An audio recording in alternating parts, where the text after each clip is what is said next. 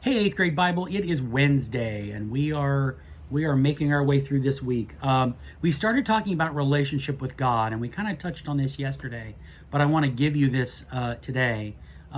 Relationship with God is very individual.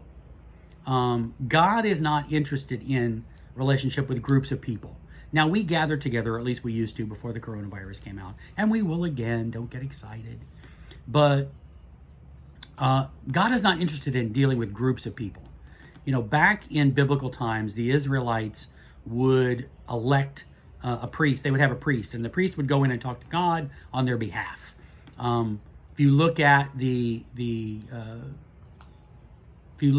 children of Israel, Moses went up on the mountain, came back down with the Ten Commandments, and showed the people what God had said. With the death of Jesus, God is saying, I want to have a relationship with you. There's a place called the Holy of Holies in the temple. The outer court is the court of men. The outer court is the court of the Gentiles, then the court of women, then the court of men, then the court of the priests, and then the place called the Holy of Holies. And that's where God's presence actually dwells. The high priest is only allowed to go in there once a year because that's where God's presence dwells. When Jesus dies on the cross, the veil that held God's presence inside the Holy of Holies is torn from top to bottom.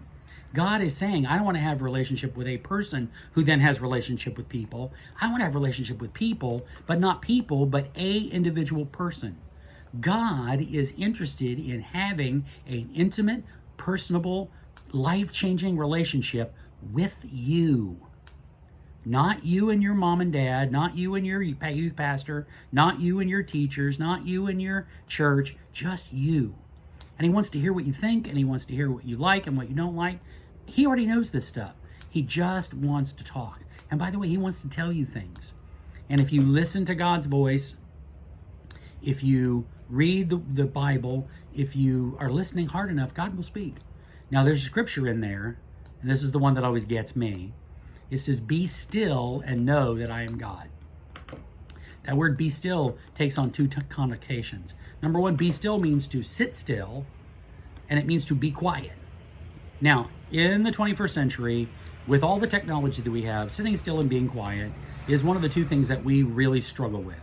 I, as an individual, struggle with sitting still and being quiet.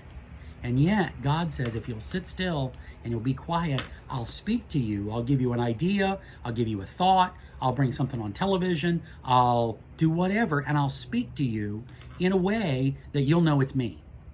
And so that's a skill that's honed over time. And so God is about spending time with him. So spend time with him today, spend time with him tomorrow, and do it every day for the rest of your life. And I can guarantee it'll pay off. Hopefully you're getting something out of this. Hopefully you're writing some of this stuff down. You may see it later, just saying. But hopefully you're doing well. If you have any problems or questions, send me an email and I'll get back to you as quick as I can. Have a great day.